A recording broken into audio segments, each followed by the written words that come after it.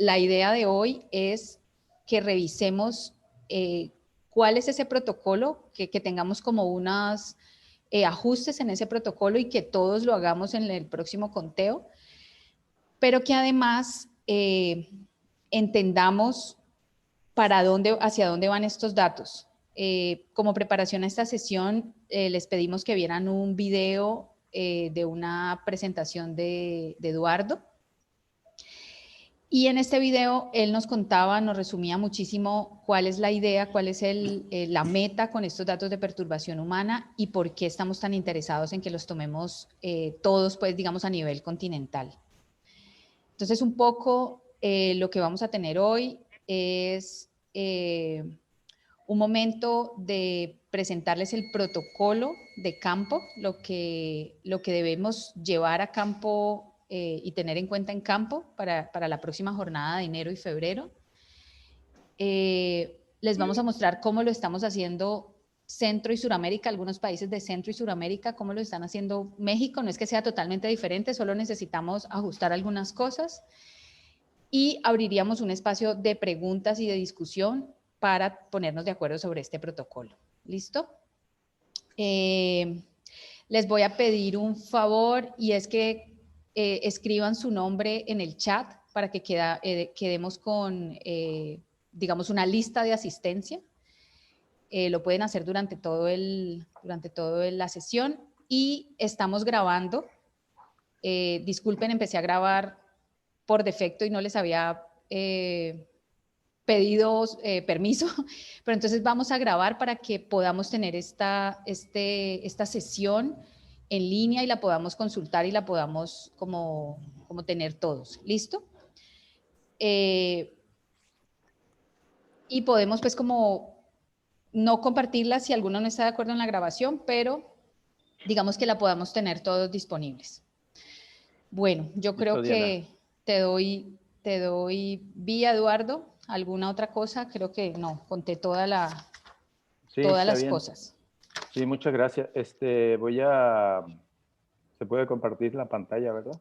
Ay, sí, espérame, ya te pongo de anfitrión, de coanfitrión, listo. Y ya puedes compartir tu pantalla. Uh-huh.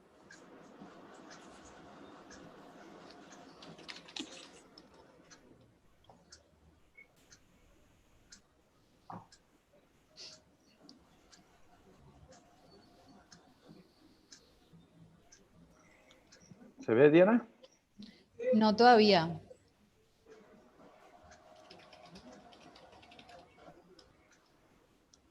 A ver, pero ya la puedes compartir, ¿ya tienes habilitado? Voy a ver. Share screen. Creo que sí. Ok.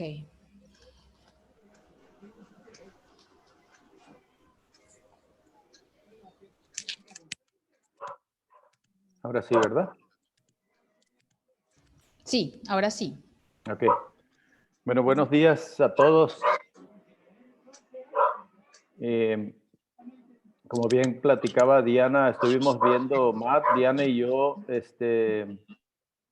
hemos estado colectando datos de disturbio por los últimos 3 o 4 años. En algunos sitios en los últimos 3 y en México desde hace 4 años y en Colombia también y en Ecuador, me parece. Total que, pero no los habíamos analizado hasta recientemente. Les voy a mostrar ahorita unos mapas con unos resultados preliminares de todo, desde Chile hasta México, de lo que ha sido lo que hemos colectado. Y la idea es de que en este próximo conteo del 2021 en enero nos pongamos de acuerdo y pongamos un poquito más de atención al disturbio, porque parece que sí es una pieza importante para explicar la disminución de aves playeras. Obviamente varía en cada sitio. En algunos sitios como Panamá y Costa Rica no hay disturbio. Pero en otros sitios como El Salvador, en Chile y en México, sí parece ser importante como una causa como una causa por lo menos de presencia, ¿no? De que las unidades de muestreo están expuestas a disturbio humano. Hay una correlación o hay una también asociación entre disturbio humano y el número de aves playeras en un análisis que hicimos en un sitio de México, en la Ensenada de La Paz, donde vivimos nosotros. Vamos a tener una charla. Si vieron el video que les enviamos, ahí se muestra que tanto en migración como en invierno, sí hay una asociación entre disturbio humano y la abundancia de aves playeras, especialmente para especies pequeñas. Parece ser que las medianas, al menos en este sitio, insisto, en este sitio las aves medianas y grandes no se vieron afectadas o no hubo asociación entre el número de aves playeras y la tasa de disturbio humano. Entonces,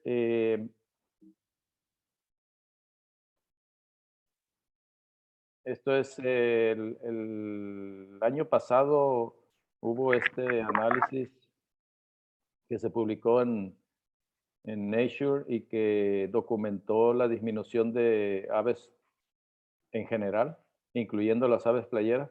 Pero lo interesante en este análisis fue también de que las aves rapaces habían aumentado y los patos y gansos también habían aumentado. Entonces también una parte de este disturbio se da por las aves rapaces. De antemano les digo que para el caso del Migratory Shorebird Project parece no ser importante. Las aves rapaces no fueron frecuentes en las áreas, en las unidades de muestreo desde México hasta Chile. Entonces, esto quiere decir que la mayor parte del disturbio sigue proviniendo del disturbio humano y no del disturbio por aves rapaces. Entonces, con más razón, pero en la evaluación de hipótesis de por qué están disminuyendo las aves playeras, son estos 5 y en otro proyecto, en otra parte del Migratory Shorebird Project, Diana y Matt y otros han estado trabajando con las primeras dos, con cambio climático y con pérdida y degradación de hábitat. Y nosotros hemos estado más empezando a analizar los datos encaminados a, y lo pongo en rojo aquí, a probar las hipótesis de perturbación por actividades humanas y por depredadores. Al parecer, depredadores, les digo, parece que no es importante, pero la perturbación por actividades humanas sí lo es. Contaminación, no hay nadie que esté haciendo algo, que yo sepa.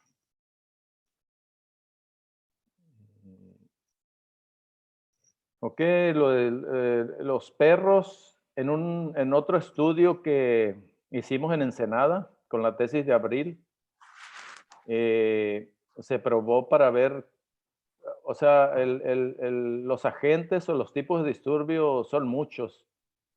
Hay gente, hay vehículos, hay botes, hay actividades recreativas, etcétera. Y hay perros. En algunos países como Colombia, Costa Rica, Panamá, todo eso no son un problema, pero en otros países como en México, como en Chile, El Salvador, etcétera, sí son importantes los perros.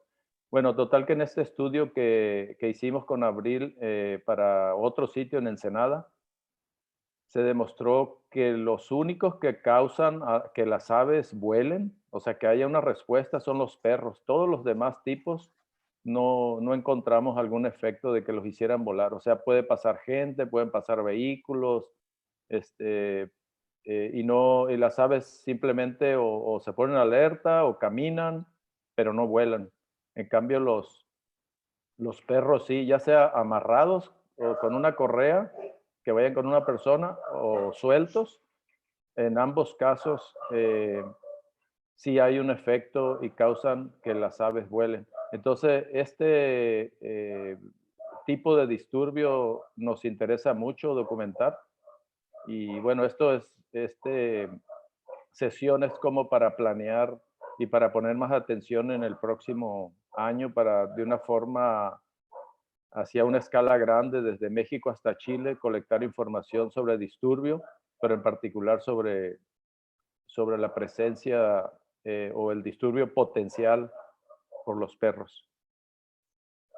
Y esto es importante porque, por ejemplo, a la hora de hacer algo de conservación, es muy diferente tomar medidas para controlar a la gente o para controlar vehículos en las playas, etcétera, que controlar la presencia de perros o cualquier otro, ¿no? Que fuera el tipo. Las medidas son diferentes.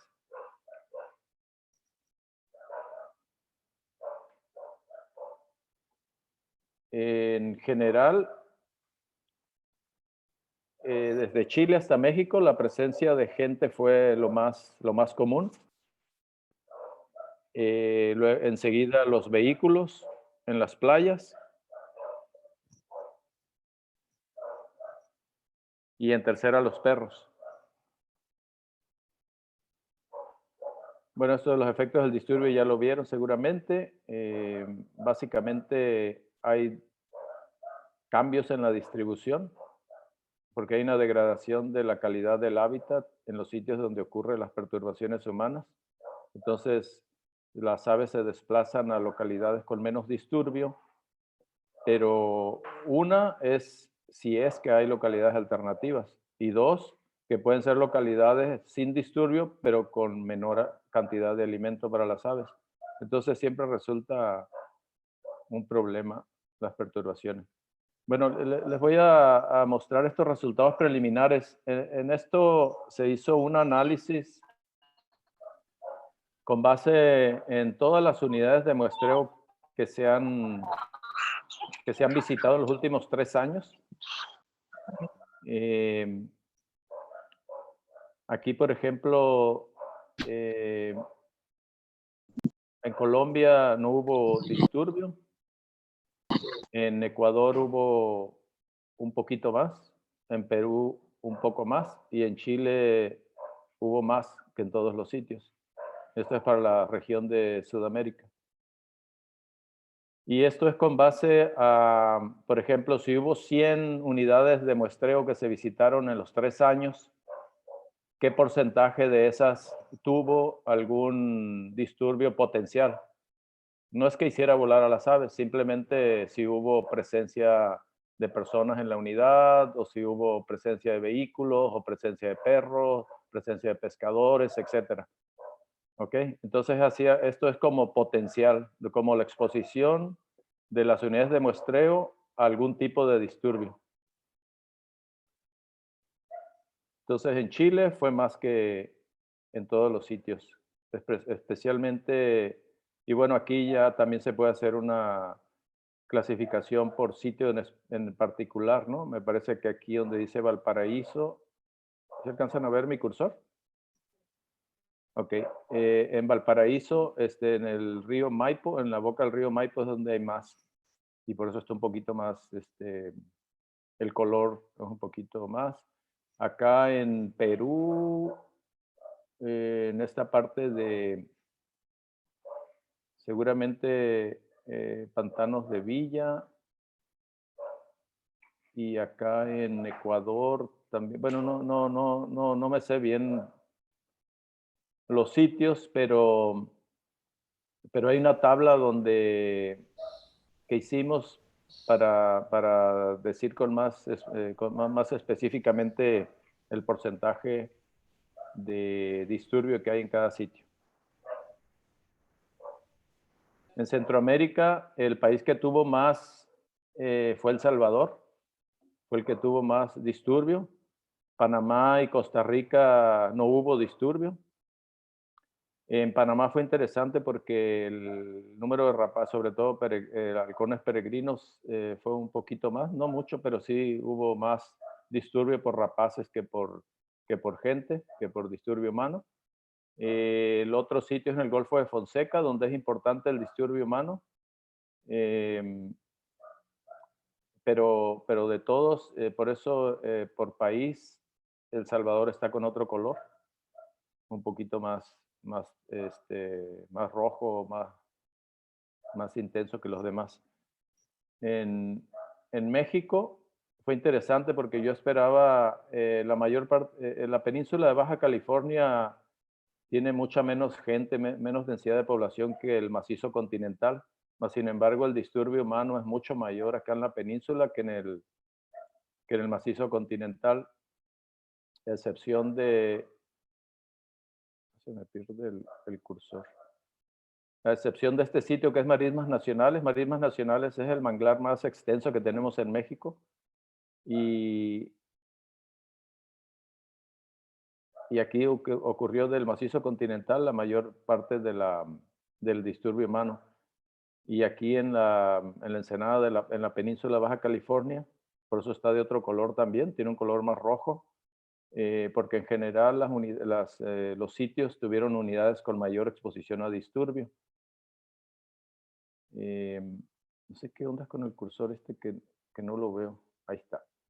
Aquí en La Paz, aquí es donde vivimos nosotros, y es donde hicimos el estudio del cual les presenté en el video.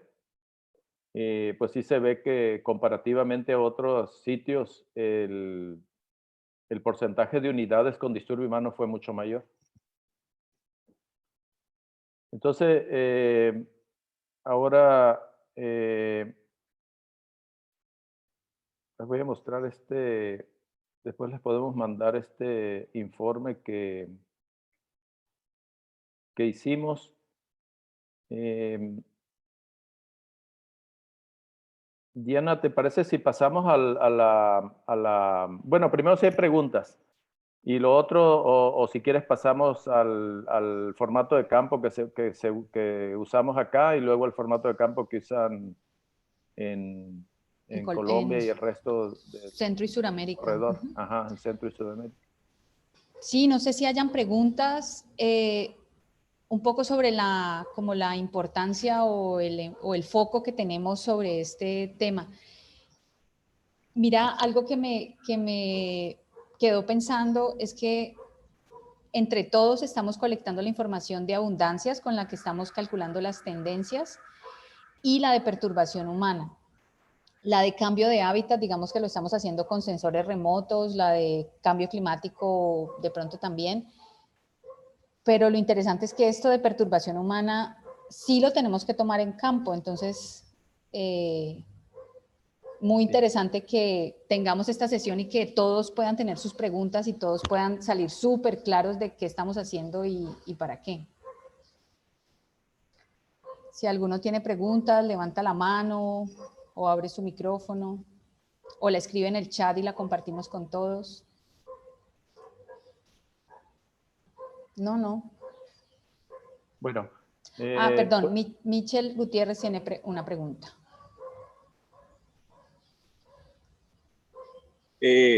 ¿Por qué el perro se considera como un disturbio potencial y no como un depredador? Porque en el caso de Nicaragua tenemos un sitio donde incluso se comen los huevos y si el polluelo llega a crecer, tenemos también registro de que lo siguen y posiblemente se lo comen.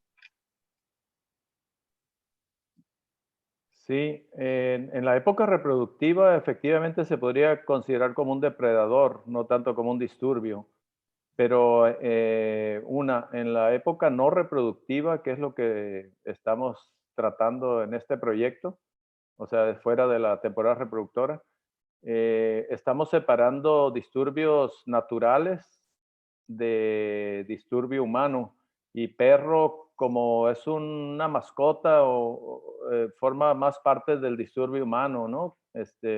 Disturbio natural sería, por ejemplo, las aves rapaces, que siempre han estado, ¿no? En el ecosistema, o puede ser disturbio natural, por ejemplo, una ola que rompe en la playa y que mueve o que causa una reacción en las aves playeras. Pero los perros los consideramos como disturbio humano durante la temporada no reproductora. Efectivamente, durante la reproductiva, pues sí, durante la temporada reproductora, pues es un depredador más, ¿no? Como un coyote, como cualquier otro depredador.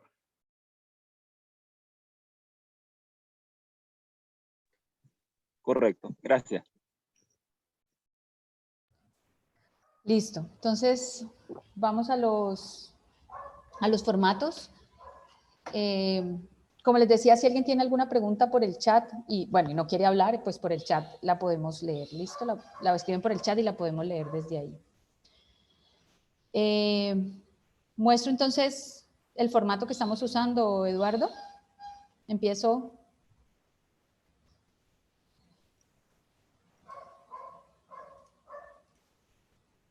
Dejo de compartir, ¿verdad? Ahí está. Sí, creo que sí. Ujú. Listo. ¿Puedo hablar un poquito más también del reporte? Ok. Sí, es bien interesante porque no todos han visto ese reporte. Entonces, si quieres, antes de entrar al formato, les platico más, verás, déjame abrirlo para... Ahí está, ok. Y ahora ¿Cómo hago para dejar allá? compartir estos inventos, ¿no? A ver,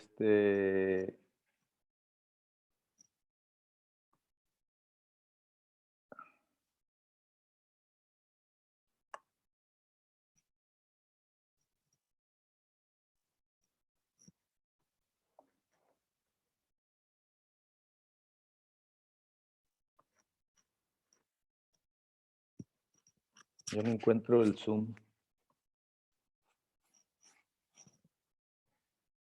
¿Cómo le haces aquí, Lucy? No es mi compu y no sé ni cómo.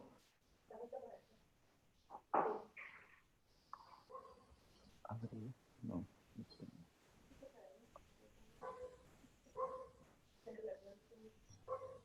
¿Qué necesitas, Eduardo? Pues es que no encuentro la pantalla del Zoom. O sea, los oigo y todo, pero no sé dónde están. Ah, ok. No, pues, a ver, muestra tú mejor el formato, Diana. Ok, Porque no listo. sé cómo... Ah, ya sé, verás, aquí. ¿Dónde dice Zoom? Ahí está, ya. Ok. Ya. A ver, voy a compartir, disculpen. Mientras tú abres el documento, yo les voy contando a muchos de ustedes este año, creo que estábamos empezando la pandemia, los contactamos y les preguntamos sobre el protocolo de campo, muchos de ustedes recuerdan. Parte de lo que hablamos en ese momento, parte de lo que entendimos que había pasado, porque Eduardo me decía como, tengo datos aquí que son ceros, pero no entiendo si son ceros reales o nunca se usó el protocolo.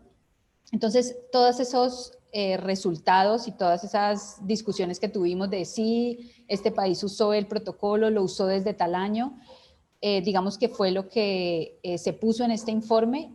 Entonces, como van a ver, esto que les va a mostrar Eduardo es el resultado de nuestros conteos, o sea, de los datos que tenemos desde hace muchos años. Okay. ¿Ya puedes ver mi pantalla, Diana? Sí, ok. Entonces, miren, por ejemplo, esta es una tabla con el esfuerzo de observación. Déjame ver esto, ¿qué me hace esto? Con el esfuerzo de observación, por ejemplo,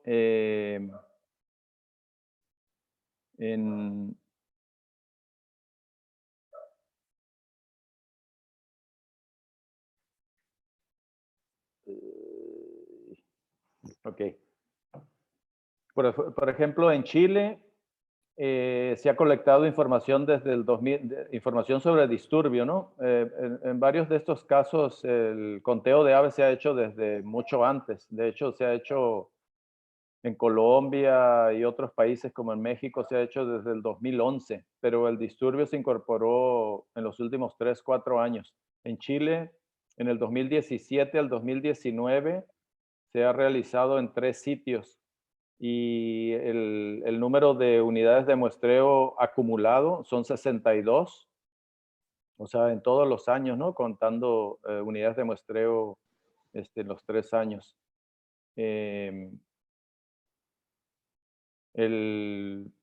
tiempo acumulado ha sido de 837 minutos y el tiempo de observación promedio en cada unidad es de 13 minutos. Y así varía, ¿no? Por país. En promedio es más o menos como media hora lo que pasamos casi todos. En 36 minutos pasamos en cada unidad de muestreo. Ok, eso es acerca del esfuerzo. Les voy a presentar otra tabla. Perros. Estabas hablando de los perritos y tenías Sí. eco por allá atrás de Ya un perrito. sé. Sí, por eso. Está ambientado esto. Entonces, lo siguiente que hice fue estos sí son el número total de unidades de muestreo, otra vez en los 3 años, siguiendo con el ejemplo de Chile. En 13 unidades de muestreo hubo algún disturbio potencial. Puede haber sido presencia de vehículos o presencia de gente o presencia de perros, presencia de pescadores, etcétera. Alguna actividad humana en el sitio.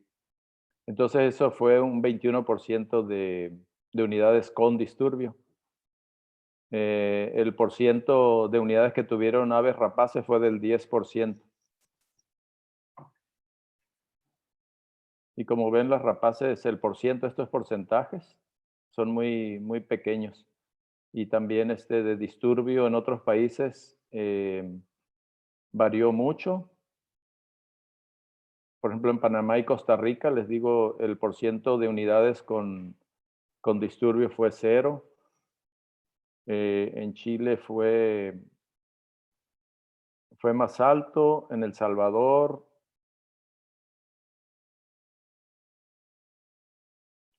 Qué lata que no sé usar tu compu.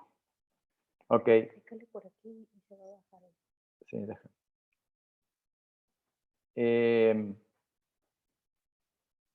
Siguiendo un manual que salió el año pasado sobre disturbio en aves playeras, los tipos de disturbio fueron en general como 13, 14, pero lo agrupamos en 4. En perros, en gente y en vehículos motorizados, en ganado, como caballos, vacas, etcétera, y otros, donde entró los drones y otras cosas. Pero bueno, el más extendido que ocurrió en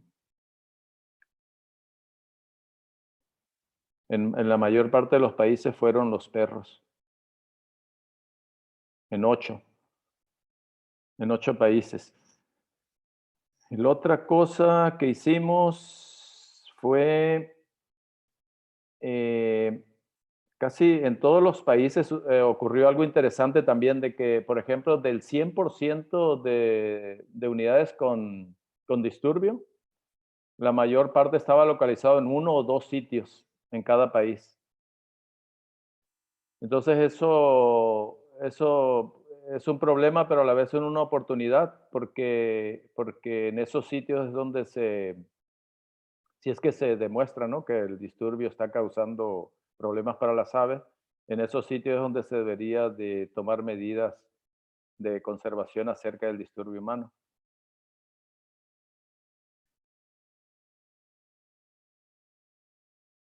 Y esto es por tipo de disturbio. Por ejemplo, en Chile fue el 77% fue causado por gente. En casi todos los países gente fue, excepto en México. En México fue vehículos motorizados la mayor parte del disturbio. Y en tercera siempre los perros. Y bueno, los mapas ya se los mostré. Y bueno, eso es básicamente lo que contiene el reporte, que después se los podemos compartir para ver más detalles, inclusive correcciones. porque luego se confunde mucho sitio con unidades de muestreo. Un sitio es así como la laguna costera o el sitio más grande, en cambio las unidades de muestreo pues son parcelas, ¿no? Dentro del sitio. Entonces, hay países donde no entendí muy bien, sobre todo en Centroamérica, no entendí muy bien si era sitio o si era unidad de muestreo y terminé haciendo lo que mejor me pareció. Por ejemplo, Golfo de Fonseca hay para cada país y hay para un sitio y para una unidad de muestreo, etcétera. Entonces, obviamente ustedes saben mejor y ya en el reporte lo van a poder corregir. Y yo encantado de tomar en cuenta sus recomendaciones y sus correcciones. Si quieres, Diana, ahora sí pasamos a los formatos, por favor. Listo, ok. Voy a dejar de compartir. Bueno, y si hay Bien. alguna pregunta, en todo momento, adelante, con mucho gusto. Sí, esto es más una discusión entre todos que un seminario o una charla. Ok. Exacto. Entonces, vamos a ver, chicos, el formato que hemos venido usando en Centro y Suramérica. Algo que nos dimos cuenta este año cuando les preguntamos si ustedes sabían, yo también tengo perros de fondo, si ustedes usaban o no el protocolo. Para algunos fue una sorpresa porque tal vez no conocían el protocolo. Entonces, bueno, dentro del formato de campo, ¿cierto? Tenemos una primera hoja para registrar las aves y el respaldo de esa hoja o la siguiente, espérenme un momentico.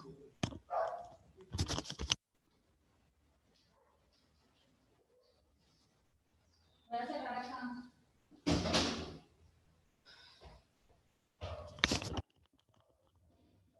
Ok. Entonces, la primera hoja, como les decía, es para registrar las aves. Y la siguiente hoja, tenemos la información de condiciones de sitio y una tabla para registrar las perturbaciones o el disturbio humano. Entonces, en este momento esa tabla se ve como ustedes la están viendo allí, ese pedazo de formato se ve como ustedes lo están viendo allí. Y dice, describa los posibles depredadores o agentes causantes de perturbación que ingresan o vuelan dentro de su unidad de muestreo. Como les decía Eduardo, la unidad de muestreo es el sitio donde contamos las aves, donde llegamos, tomamos el tiempo y contamos las aves. Entonces, tenemos como una primera pregunta que dice, ¿usó el protocolo para registrar eventos de perturbación? Y la respuesta es, no lo usé o sí lo usé. Básicamente lo que aquí queríamos entender era si cada uno de los equipos estaba destinando tiempo para registrar los eventos de perturbación humana, ¿sí?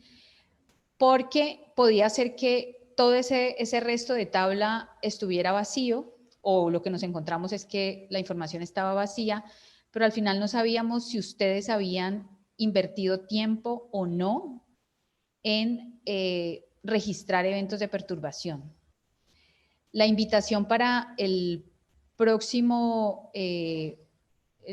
los próximos conteos de enero-febrero de 2021 es que todos destinemos tiempo para registrar la perturbación, ¿sí? La idea es que, como decía Eduardo, podamos más adelante tener unas medidas de manejo, no para todo el continente, pero sí para los sitios que son como prioritarios y en los que necesitamos trabajar más esto. Porque sabemos que como nos lo ha mostrado Eduardo, la perturbación es uno de los efectos que más está afectando a las aves playeras. Entonces, la invitación es a que todos invirtamos tiempo en este protocolo. Ahorita podemos hablar de si es indicado tener una sola persona viendo esto o quien está anotando o cosas así. ¿Listo? Lo siguiente que tiene este protocolo es identificar el tipo de agente de disturbio y la cantidad de agentes de disturbio que están interactuando. Entonces, cuántos perritos vimos o cuántas personas, todo esto. Lo siguiente que nos pide este protocolo es la distancia del agente de disturbio a la bandada de aves playeras o a los individuos de aves playeras. Tenemos una siguiente columna que se llama número de eventos, y esta columna se refiere al número de respuestas que la bandada de aves playeras tuvo frente al disturbio. Entonces, estas definiciones están en la parte de abajo, aquí donde se ve un poco cortado el formato. Allí están las definiciones, pero quiero que las recordemos quienes han llenado el formato.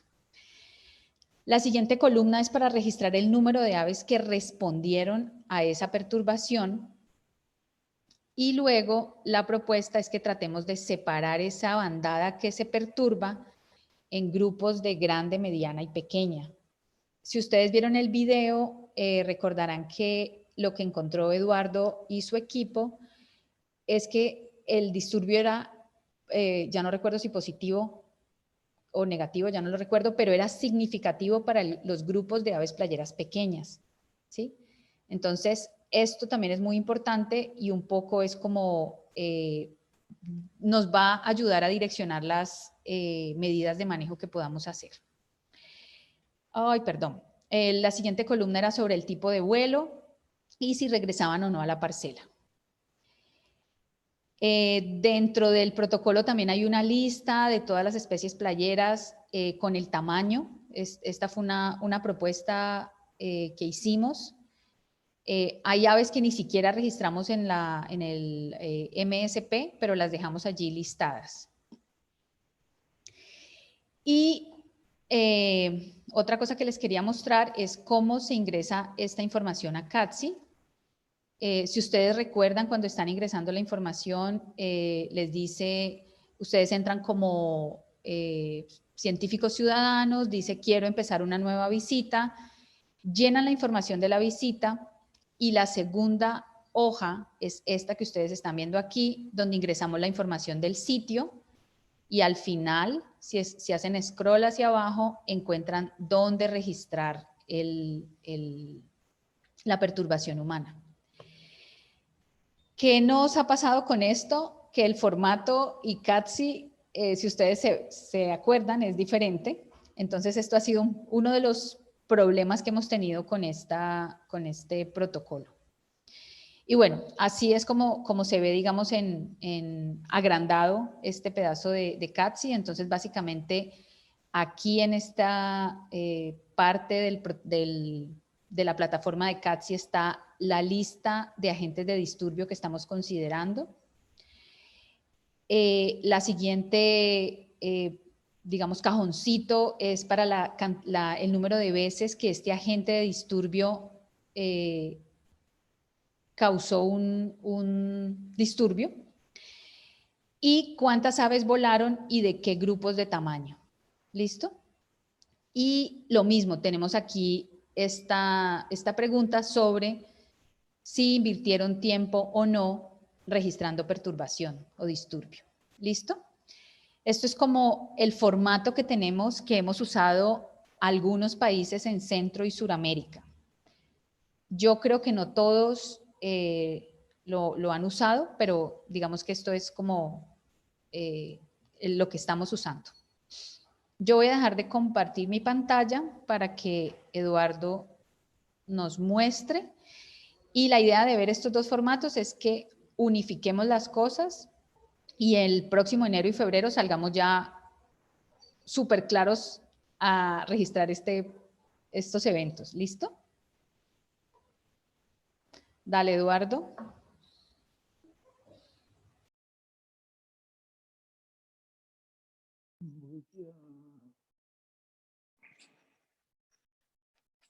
Bueno.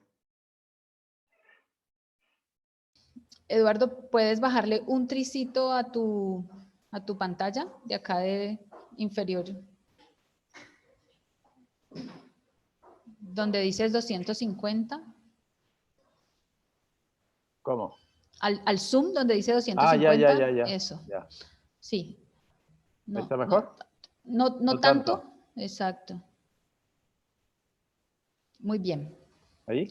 Sí, ahí creo Ok. que lo vemos todos bien. Bueno, es muy parecido el formato que usamos acá en México, pero sí tiene algunas otras cosas adicionales a lo que les mencionó Diana.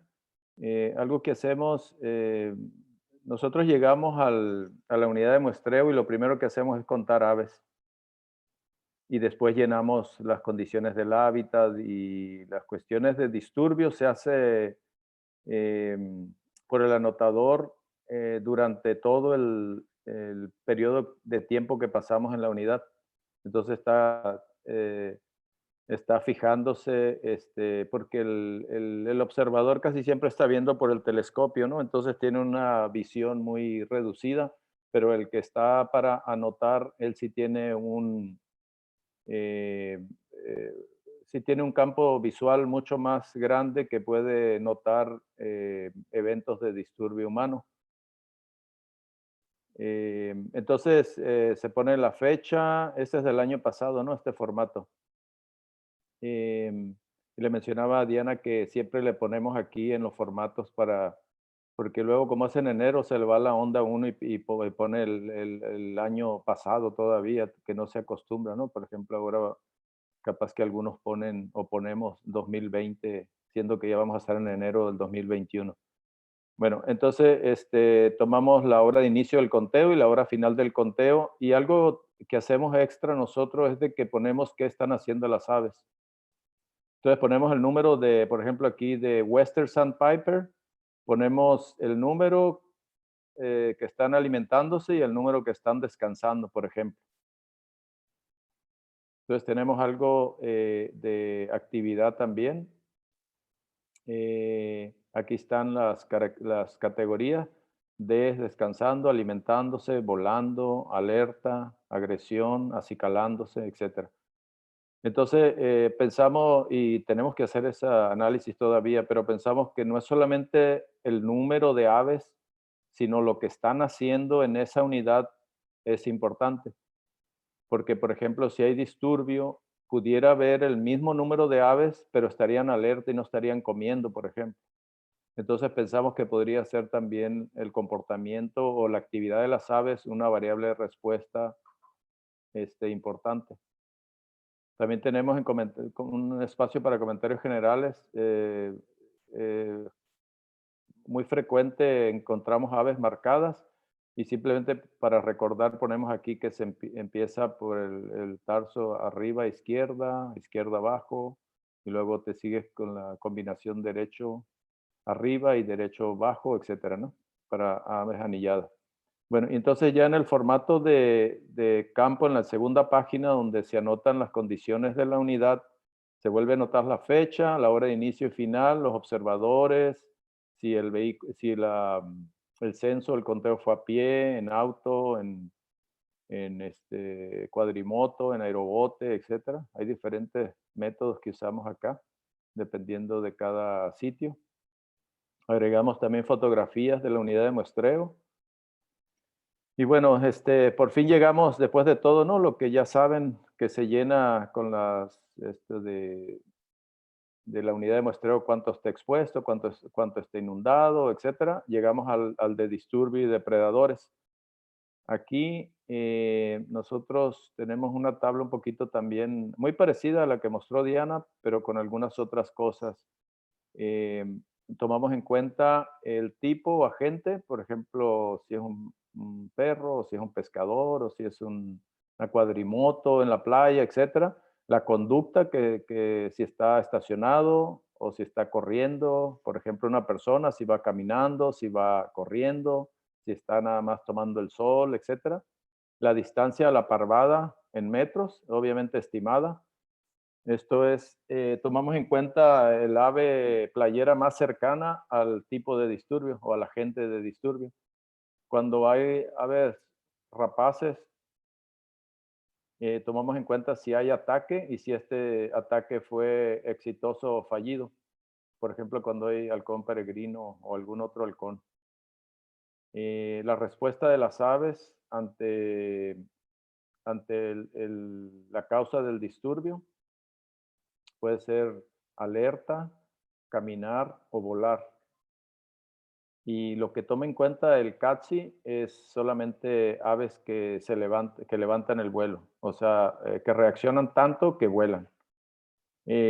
Como ya les explicó Diana, el porcentaje de la bandada que se levantó eran grandes, medianas, pequeñas, peques. El tiempo de vuelo estimado en segundos, casi son 5, 7, etcétera, vuelan y se vuelven a posar. Y en el peor de los casos, si regresan si no regresan a la unidad o si regresan, también lo anotamos. La mayoría de las veces sí regresan a la unidad, o sea, levantan el vuelo y sobrevuelan y se vuelven a posar más o menos, cuando menos dentro de la unidad. Es muy raro que vuelen tanto que ya no regresen a la unidad y se vayan a otro sitio fuera de la unidad. Entonces, ese es el formato que usamos. Y bueno, también aquí están, ¿no? Las explicaciones de eso, ya lo tienen también. De cuando se pone un viento de tal categoría, etcétera. Bueno, también dentro de la respuesta de las aves, aparte de volaron, caminaron o alerta, también hay sin respuesta. La mayoría de las veces es sin respuesta. Les decía que, excepto en el caso de los perros, es cuando sí hay respuesta de las aves. La mayoría de las veces pasa la gente y siguen comiendo, etcétera, ¿no? Y el comportamiento del depredador, en este caso son aves rapaces, son posado, que esté perchando un halcón, por ejemplo, volando, eso sí las levanta las aves. Cuando hay ataque y algún otro tipo de comportamiento del depredador. Y básicamente eso es el formato que usamos nosotros y que vamos a seguir usando. Y de aquí se filtra y solamente se toma en cuenta para el CATSI, solamente los eventos que causan que las aves vuelen, ¿no? Que en el CATSI dice flash, quiere decir que aves que levantan el vuelo, o sea que el disturbio las hace volar.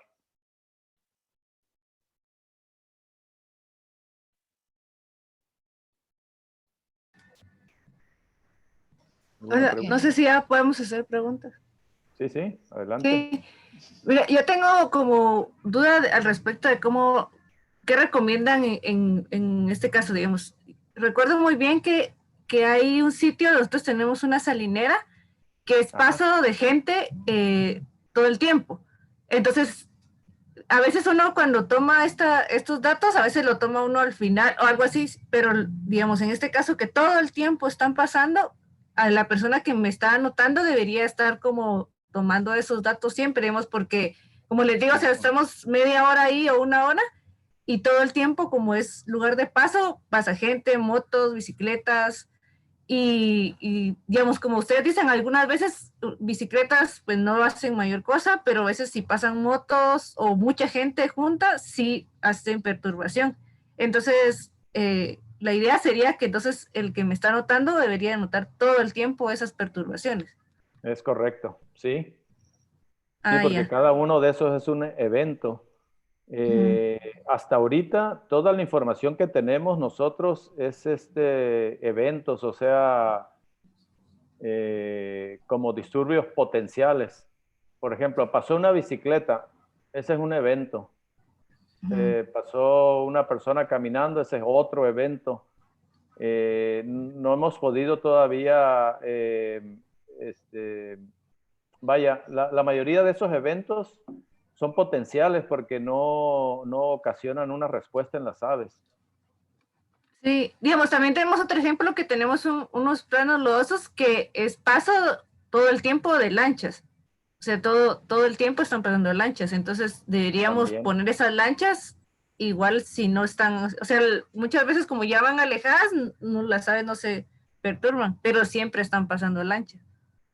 Sí, allí tiene uno que también aplicar el criterio de si esa lancha pasó tan cerca como para haber, como para considerarse un motivo de disturbio para la unidad, ¿no? Porque, o sea, qué tan, o sea, si pasa muy lejos, pues obviamente no, pero si pasa cerca o en los linderos pues uno tiene que juzgar, ¿no? Cuándo sí podría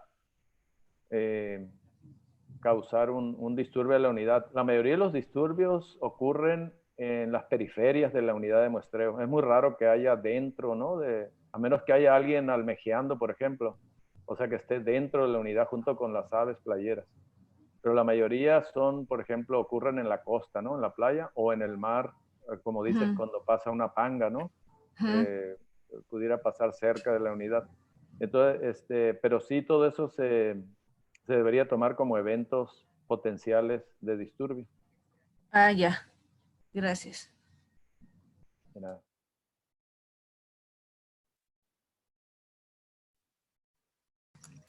Diana, creo que hay 3 manos levantadas. Dios mío. Aquí Yo estaba las miro. tomando Creo que, no sé, el orden sí no sé quién levantó, pero...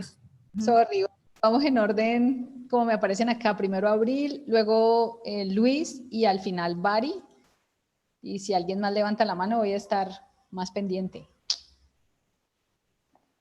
Ok, gracias.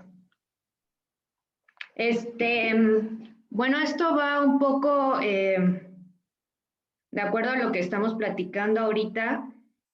Y bueno, lo que yo le comentaba a Eduardo una vez es que he tratado de imaginar todos estos eventos de disturbio cuando llegamos a las unidades.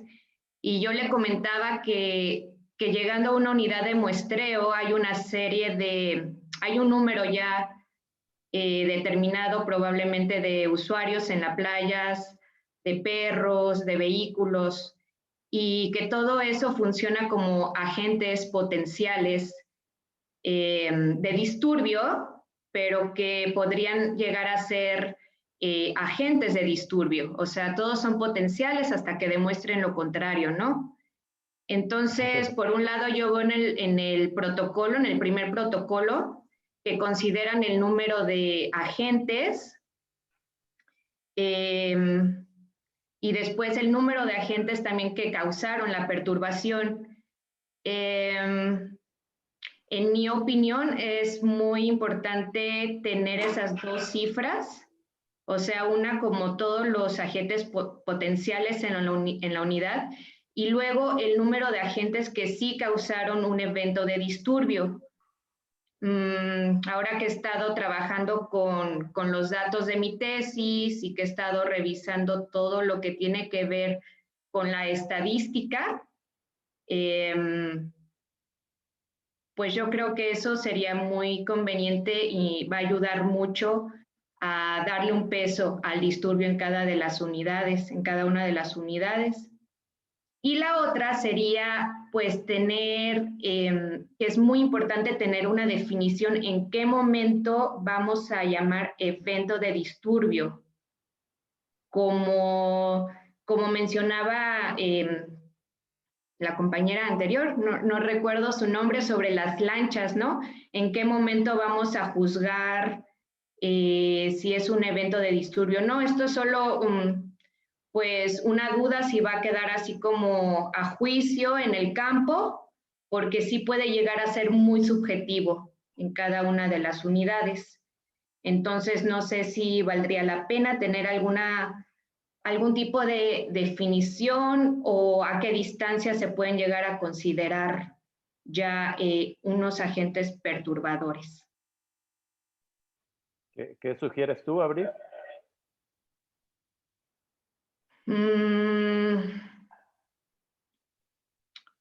Que solamente tomemos en cuenta aquellos eventos que causen alguna respuesta, o más bien que el número de eventos que midamos sean eventos de respuesta en vez de eventos de disturbio. ¿Qué te parece?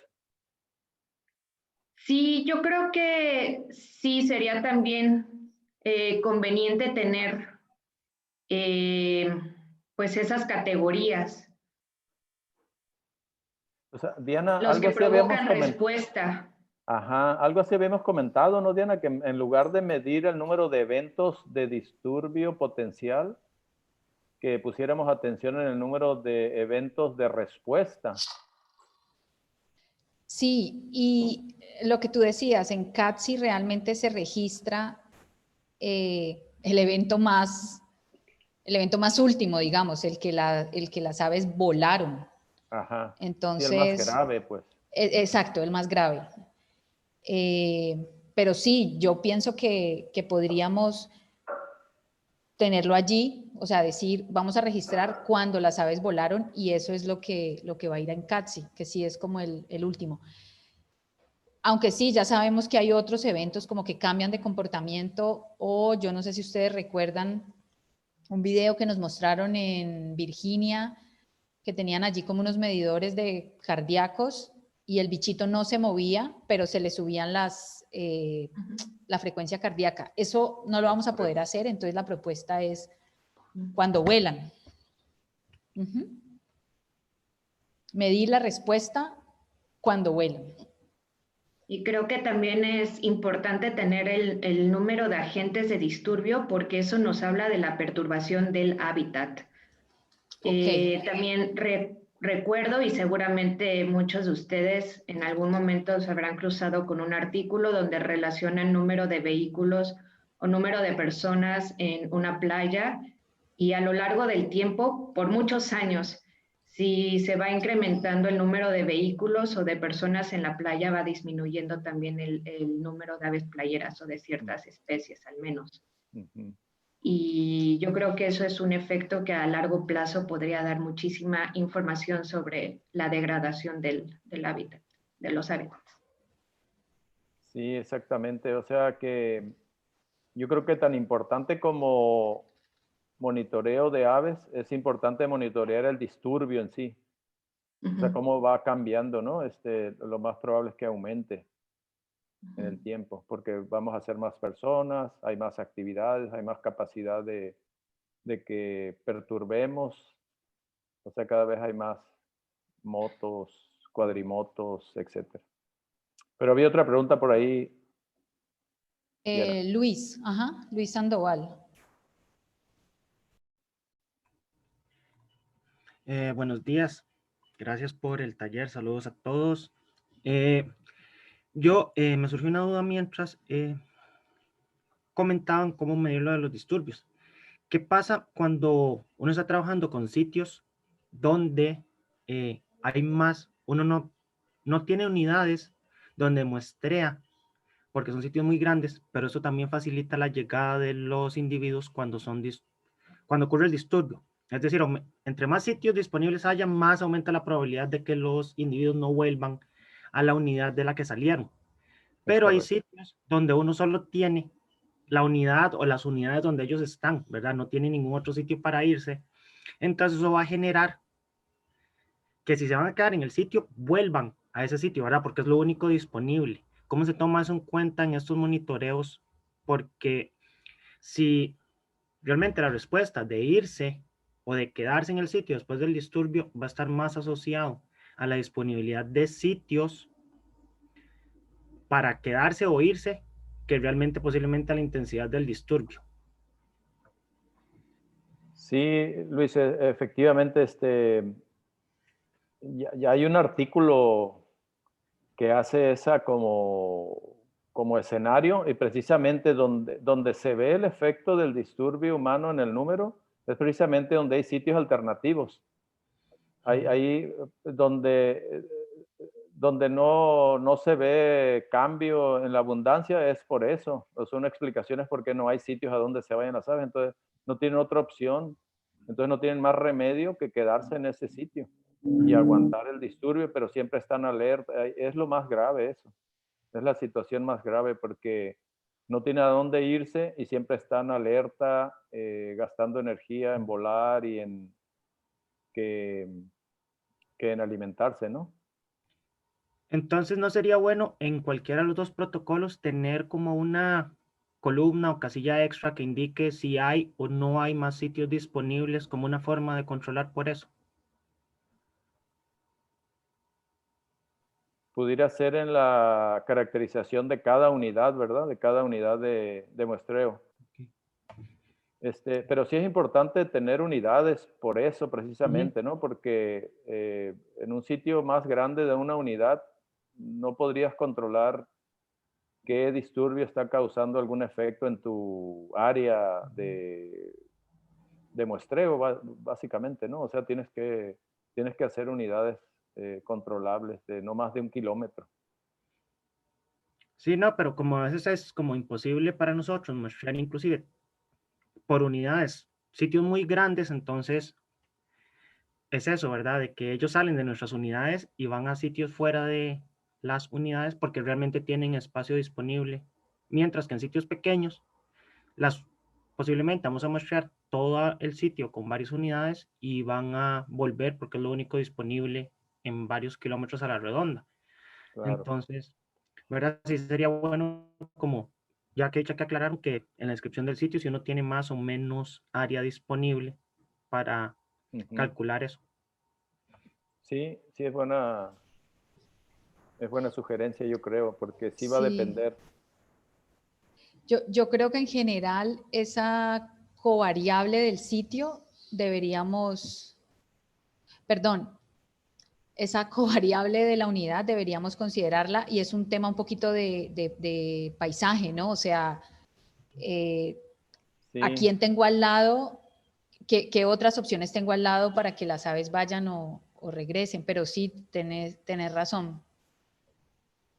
pues se podría incluir en el modelo inclusive el área del sitio, ¿no? O sea, sitios grandes, sitios pequeños, Sí, como una covariable, porque sí, efectivamente, como dice Luis, sí va a tener que ver. ujú, sí, ok. Se esperaría que en sitios pequeños eh, no ocurriera cambios, porque no tienen opción, pues. No, en cambio, en sitios grandes sí va a ocurrir cambios en tu unidad porque tienen sitios alternativos, entonces se van a ir de tu sitio porque se van a ir a otro sitio, a otra unidad. Yo creo que Bien, a la hora de análisis de los datos, Luis, sería importante eso.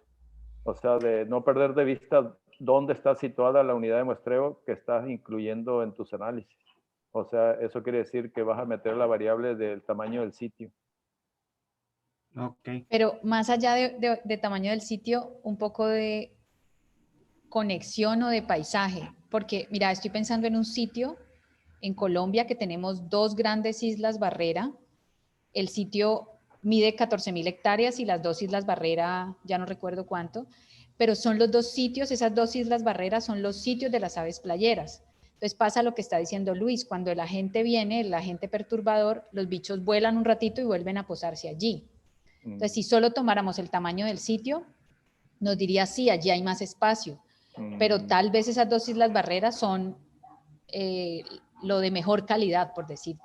Sí, esa es otra, sí tienes razón, o sea, no todo el territorio, no todo el área es de la misma calidad, ¿no? Hay pedazos, Y es que pero también a nosotros nos pasó, ahora que yo he estado yendo todos los meses a una de las salinas, en una de las observaciones, nosotros ya hemos terminado de contar y estamos tomando fotos, y pasaron los muchachos que trabajan en la salina y los espantaron, pero como era el pico de la marea alta, eh, ellos volaron y volvieron a las pozas de la salina. Nosotros nos ujú, quedamos ahí, ya empezó a bajar la marea y los muchachos pasaron de vuelta con lo que venían de hacer.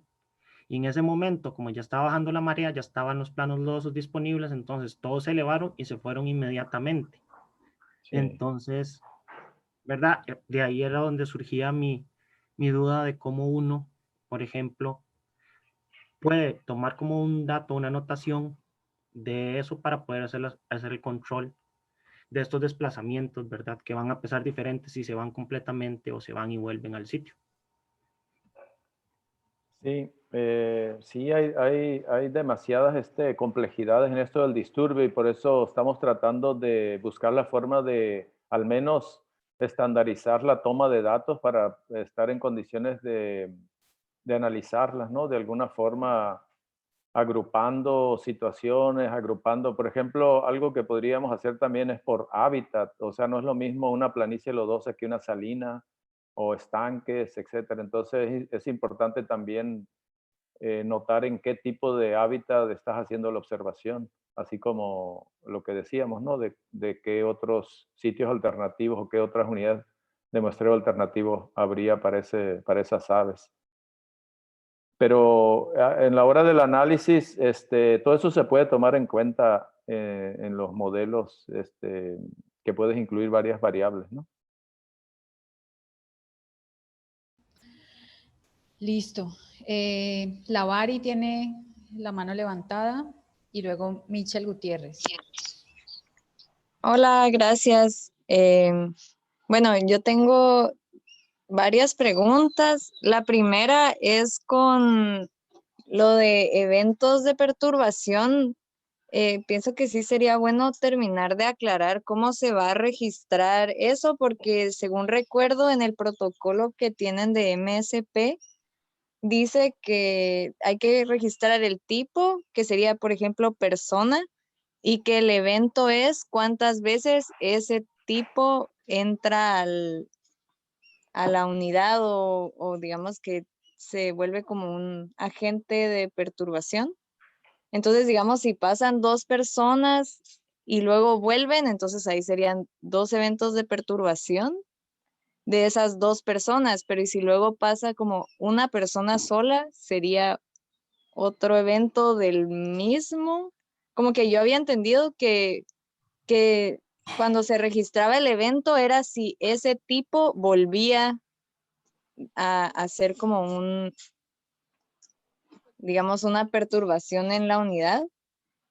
Y mi otra pregunta es, ¿qué pasa o cómo registran ustedes cuando los observadores son el agente de disturbio? Porque a nosotros nos ha pasado cuando hacemos conteos en camaroneras que tenemos que caminar en los muros y a veces las aves están ahí, nosotros o sea, es el único camino que hay, no podemos tener como más distancia y nosotros las espantamos, digamos. Entonces, nosotros Vari, estamos generando el disturbio.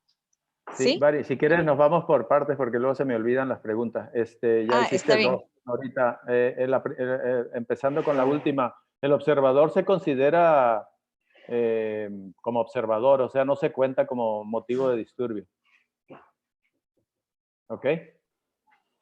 Ok, o sea, nosotros si No contamos. no contamos, ok. Ajá. No. Somos Entonces, inocuos. ajá, exacto. Porque somos del MCP, no es cierto. No, en general, pues en los estudios el observador se considera aparte, no es motivo de disturbio. En la primera pregunta, mira, acá están Perdón, viendo mi pantalla todavía, ¿verdad? perdón, Ok. Eduardo. Dime. Yo creo que una de las recomendaciones con los observadores es que lleguemos a la unidad y esperemos un momento a que no sé, se Habitúen. asiente, se desperturbe la unidad y ahora sí hacer los conteos. Creo que es una buena Sí. práctica que se hace. Estoy de acuerdo, sí. De hecho, para aves de marisma, cuando se monitorea, así se hace. Se dejan 5 minutos silencio, no haces nada y luego ya les empiezas a hacer los sonidos para que respondan y eso, ¿no? Porque se supone que sí es como de estabilización o de habituación. Ok, bueno, en la primera pregunta que hizo Vari, cada evento, por ejemplo, cada renglón es para documentar cada evento. Por ejemplo, pasan 2 personas, decías. En comportamiento sería caminando, distancia la estimas a la parvada, y luego vuelven a pasar una persona sola. Es otro renglón. Entonces, el número de eventos va a ser el número de renglones. ¿Ok? Y cada uno va a tener la mayoría de las veces, como les digo, no hay respuesta. O sea, respuesta de las aves, nada, nada, nada. Y de pronto vamos a suponer un perro y aquí volaron y cuántos de las, entonces ya empiezas a llenar todo esto. Pasó una bicicleta, como decía Bianca, bicicleta, avanzando o en movimiento, distancia a la parvada, seguramente 10, 15 metros, ¿no? Que están los estanques. Aquí, pues, esta columna de ataque exitoso fallido es solamente para aves rapaces, respuesta de las aves nada, y hasta ahí termina, ¿no? Hasta ahí termina el registro de ese evento. Entonces, de esa forma, ya después tenemos que tabular, pues, todo lo que hubo de personas, de vehículos, etcétera. No sé si contesté a tu pregunta, Mari. Sí, pienso que este cuadro que estás mostrando está más claro que el que yo estaba usando para los conteos. Entonces, si es por renglón, creo que más bien voy a empezar a usar este que estás mostrando ahora. Okay. Sí, me queda más claro así, gracias. Por nada. Ok. ¿Tenías otra pregunta? Sí, la última pregunta es, ¿qué pasa cuando parece que el disturbio es ruido?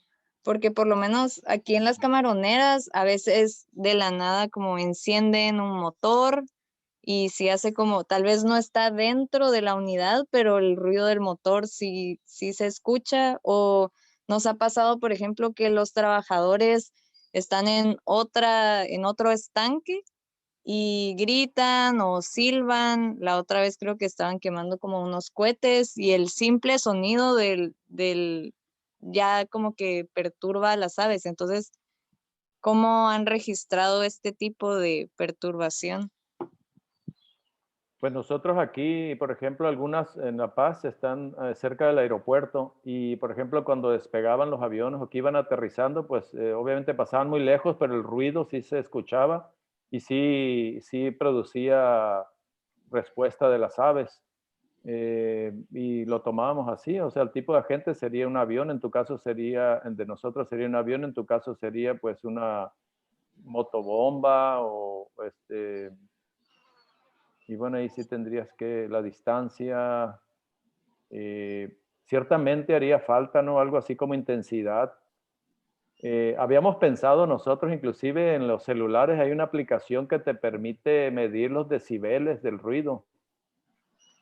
Es una aplicación gratis, pero nunca lo llegamos a hacer, la mera verdad, pero a lo mejor en sitios como el que mencionas, a lo mejor sí sería interesante medir ruido y que la intensidad, o sea, en vez de distancia a la parvada, por ejemplo, que fuera como intensidad en decibeles, ¿no? Del ruido que está causando alguna respuesta de las aves.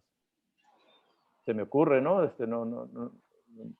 Sí, es una buena sugerencia. Lo vamos a tomar en cuenta y vamos a probar grabar a ver si podemos medirlo. Uh-huh.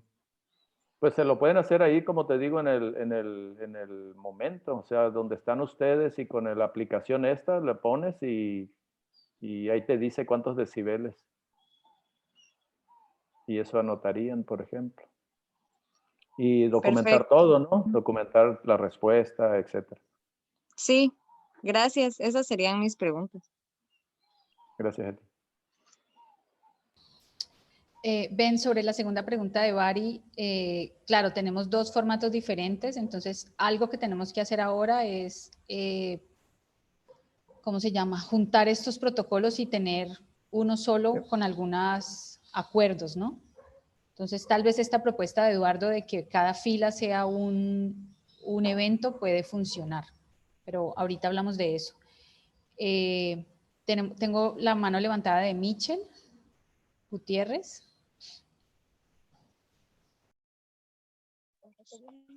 Hola, sí, soy Dani de Nicaragua.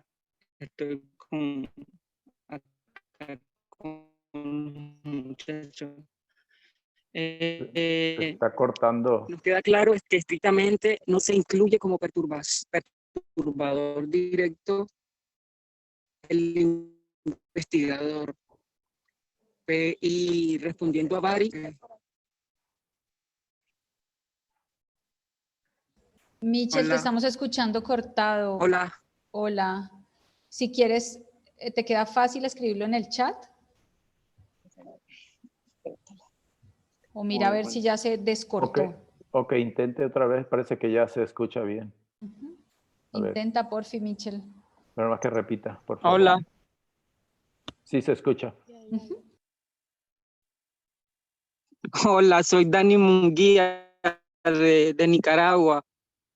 Sí, que nos queda claro de que estrictamente no se incluye como perturbador directo al investigador. Y respondieron a Bari que igual siempre se están incluyendo los otros ruidos. En caso de que el investigador utiliza, puede ser como por ejemplo nosotros en el Golfo de Fonseca usábamos moto y en varias circunstancias de que no llegábamos precisamente hasta el punto donde se encontraban las aves playeras, no, nos acercábamos a una cierta distancia, pero siempre ellas reaccionaban al ruido del motor del auto donde nosotros nos movilizábamos. Es posible que eso se incluya también como perturbación, aunque sea nuestro auto. Esa sería la pregunta. Yo no lo incluiría. Como decía Diana, tendrían que llegar, apagar el vehículo, esperarse unos minutos y luego hacer el conteo. Y obviamente tratar de no hacer tanto ruido. O sea, tendrían que... Empujar el carro hasta la unidad. No, pues no tanto, pues, pero sin acelerar ni nada, o sea, lo normal, ¿no? Pues sí, pero definitivamente si quisieras hacer algo experimental, sí lo podrías incluir, pero si lo quieres hacer pasivo de la forma que lo queremos hacer, sigue sin considerarse ese ruido que estás haciendo con tu vehículo. Esa es mi opinión. No sé qué opines tú, Luis, o Diana, o alguien más. O Abril. Yo creo que sí nos toca asumir esa inocuidad que somos, digo, tal vez registrarlo en comentarios y pues la otra práctica es esperar a que la unidad se acomode y ahí sí empezar a contar, porque no vamos a poder hacer mucho frente a eso. Otra cosa que me gustaría agregar es de que a pesar del ruido, las aves sí he notado que reaccionan, o sea, por ejemplo, el que llegaras y dejaras el vehículo y tú te fueras caminando sería aún más disturbio. Yo he notado que desde el vehículo ocasionas mucho menos disturbio a pesar del ruido. O sea, como que un vehículo, las aves lo identifican como algo que no se parece a un depredador, por lo tanto no reaccionan. En cambio, un humano caminando hacia las aves con el telescopio, con el tripié, etcétera, ocasiona mucho más disturbio que el ruido de un vehículo.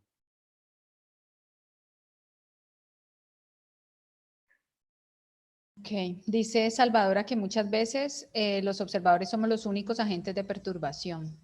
Sí, pues... Bueno, sí, es inevitable, ¿no? Sí, es inevitable. Ahí habría que ver qué pasa con esos bichitos, si vuelven a poner cuidado en comer o qué pasa. Y eso también, lo que decía Eduardo, pueden registrarlo en esta jornada, digamos, y podemos también evaluarlo el próximo año.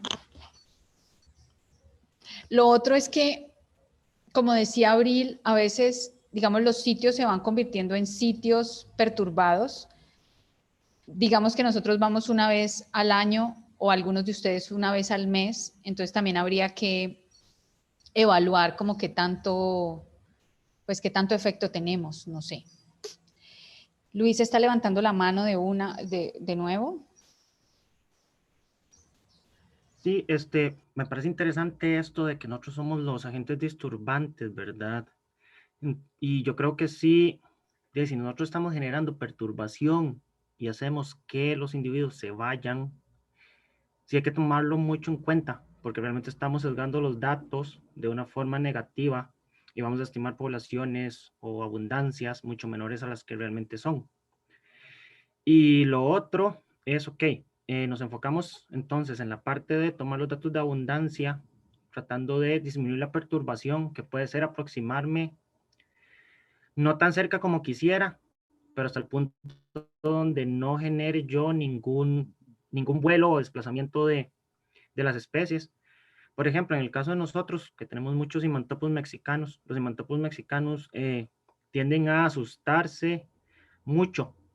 Asiste uno a 50 metros y si uno se acerca, se van asustando más y ellos generan, por causa de nosotros, un disturbio muy grande en todos los demás porque se empiezan a asustar. Entonces nosotros lo que hemos tratado es, cuando hay en varias de las unidades dentro de un gran sitio, empezar a veces por los sitios donde no hay mantopus y terminar con esos sitios porque a veces ellos generan, ¿verdad? La perturbación. Bueno, nosotros le generamos la perturbación y ellos perturban a todos los demás cambiando eso. Lo otro es igual, aproximarse posiblemente con el carro no tan cerca como quisieran, sino dejarlo más largo, apagarlo, esperar un tiempo y aproximarse hasta donde ya no generen o donde no se genera esa perturbación de los individuos a salir volando. Y lo otro es que también hay que tomar en cuenta, y no hemos hablado en esta parte de disturbios, es la habituación. Muchas aves, cuando una persona, y eso pasa en otras de nuestras salinas, siempre va a abrir y a cerrar la llave del agua por el mismo canal, como a la misma velocidad, puede estar llena las dos salinas de la par, que ninguna de las aves le presta atención porque él nada más va esos 50 metros por el lomo del canal, cierra la llave, se devuelve, como a las 2 horas va y la abre y pasan eso todo el día y las aves ya posiblemente han aprendido que esa persona que va por ahí a ese punto no está generando ningún disturbio que las afecte, no es ningún depredador. Entonces también yo creo que parte de lo importante de medir disturbios no solo ver el efecto, sino también ver la habituación, porque en algunos sitios, ¿verdad? Y sí, vamos a ver más gente, va a haber más personas aproximándose en todos los sitios, y lo que pasa es que algunas especies pueden que dejen de reaccionar al ser humano porque realmente no estamos generando para ellos ninguna amenaza después de mucho tiempo. Entonces también es importante como tener datos de habituación, ya sea porque las personas se pueden acercar más hasta generar un disturbio. No es lo mismo que uno esté a 50 metros y salgan volando, a que una persona llegue a 5 metros y sigan ahí haciendo lo mismo, ¿verdad? Entonces también es como importante tomar en cuenta la otra parte de habituación. Y yo creo que sí es muy importante que nosotros mismos tomemos, tal vez no en esta tabla de tipo de agente, sino una tabla del efecto de el contador o el investigador, porque si realmente cambian las abundancias, si estamos, ¿verdad?, sesgando los datos de una manera que no se debiera. Aunque por el simple hecho de que haya un contador presente o una persona, ya el sistema no es natural, ¿verdad? Eso es una cosa de todos los estudios en biología. Eso sería, gracias. De acuerdo. Gracias, Luis. Okay. Bueno, Salvadora dice, creo que es bueno que estemos incluyendo la actividad que están realizando las aves, o sea, descansando o alimentándose. Por ejemplo, nosotros vemos más ataques de peregrinos cuando ellas están descansando, pero muchas veces ya no estamos haciendo el conteo. O sea, lo que dice Salva es que los ataques de peregrino es cuando ellas ya no están comiendo y a veces la marea está alta, o cómo es descansando, cuando ya están en su sitio de roost. Eduardo, estos conteos son en sitios de alimentación, ¿verdad? Eso es una de las, como de los ítems que tenemos para separar estos conteos, para preparar estos conteos. No necesariamente, sí puede haber, sobre todo cuando está la marea alta, como bien dices, probablemente estén en la orilla de la unidad, todas congregadas, sin alimentarse. O sea, que estén descansando, ¿no? Porque no tienen más hábitat para forrajear. Por eso nosotros tomamos en cuenta lo que dura el conteo y aparte lo que dura la estancia del investigador en la unidad. Entonces, por ejemplo, en ese caso de que hay ataques de peregrino después de que terminaron el conteo, nosotros sí lo tomamos en cuenta, porque lo tomamos en cuenta del periodo de tiempo que pasamos en la unidad. Y obviamente sí lo apuntamos. De por sí son raros los ataques. Entonces sí hay que documentarlo y simplemente el periodo hay que modificarlo, ¿no? Por ejemplo, si ya cerraste el censo, pues tienes que, para meter ese evento, tendrías que extender el periodo del tiempo que pasaste en la unidad, no del conteo, sino del periodo que estuviste presente en la unidad.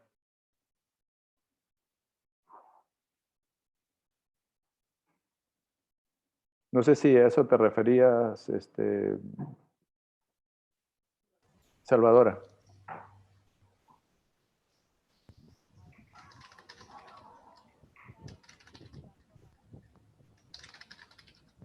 Está en el chat.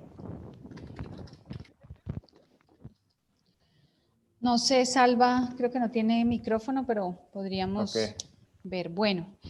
Bueno, mira, algo, Diana, que hay dos cosas aquí. Mira, una es de que acordamos con Matt que lo vamos a seguir haciendo como lo estábamos haciendo. Es que hay varias cosas. Mira, en el caso de Bari, que como acaba de empezar, a lo mejor ella sí puede optar por modificar su protocolo.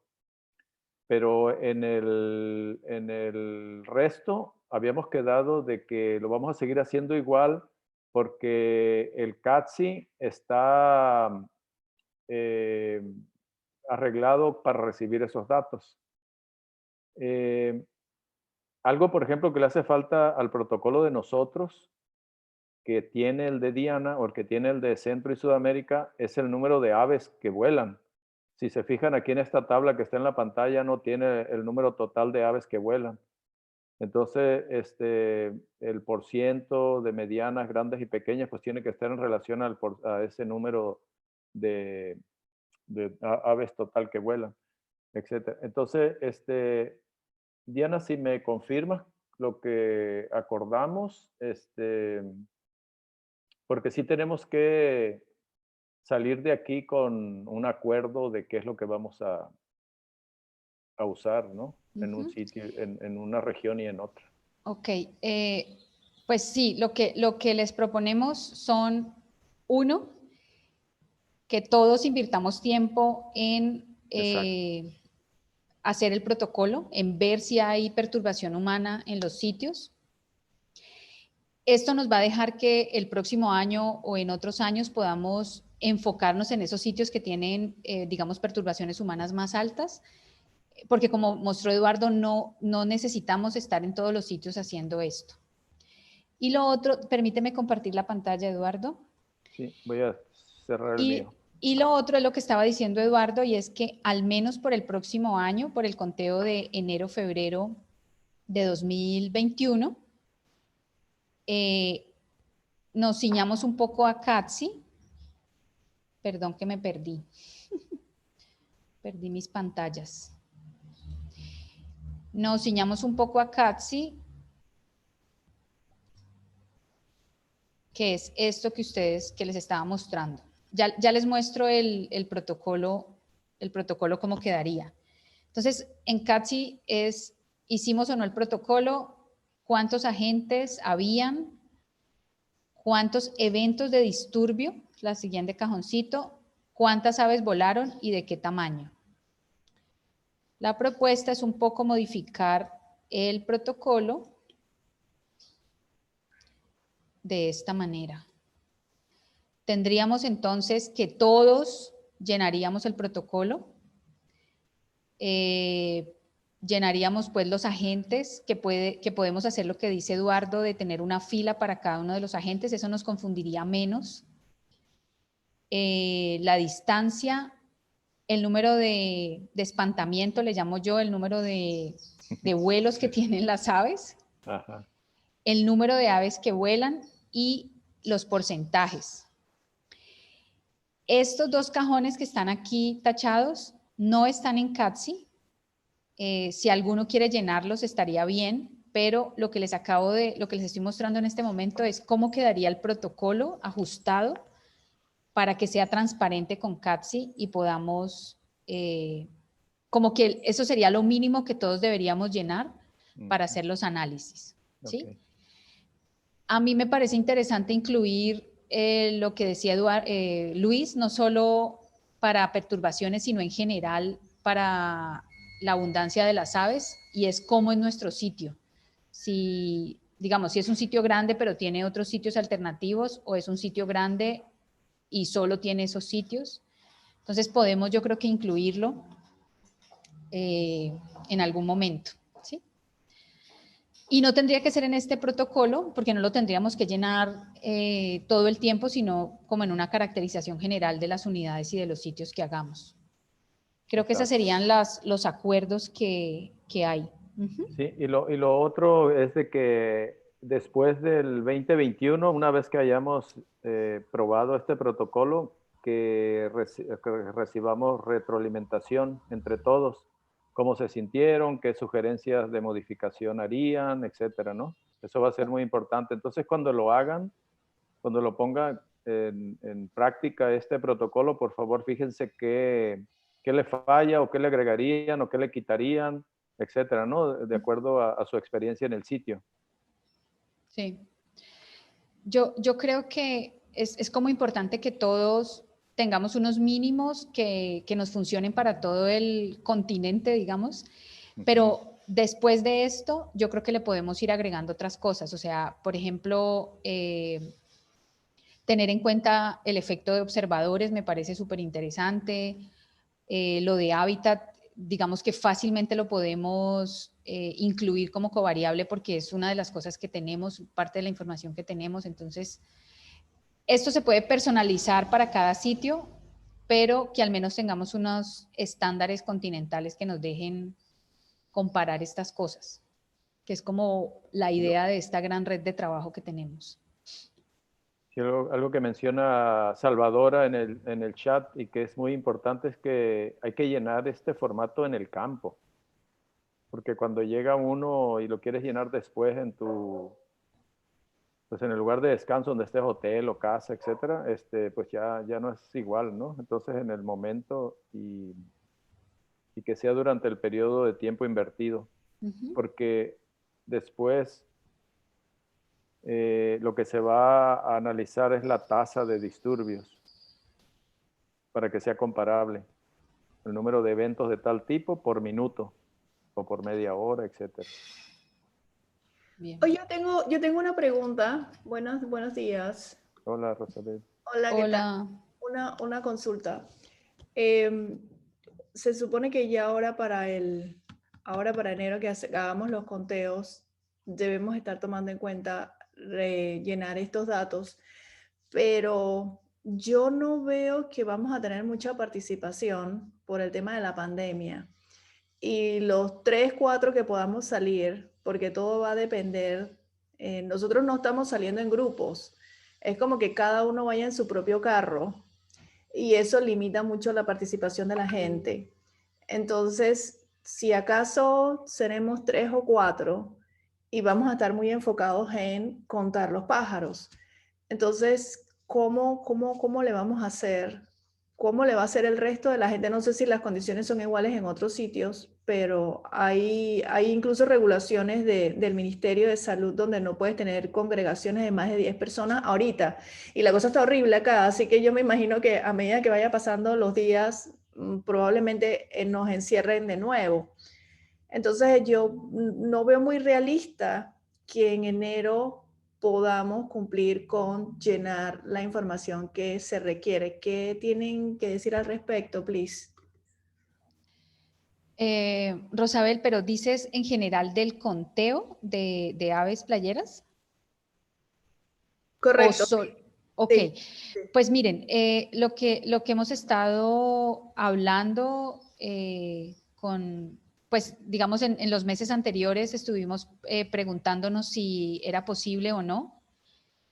Y como que estos documentos y esta información de la transferencia de dinero que les hemos mandado, pues sí les hemos dicho que consideren las condiciones en cada país y en cada sitio.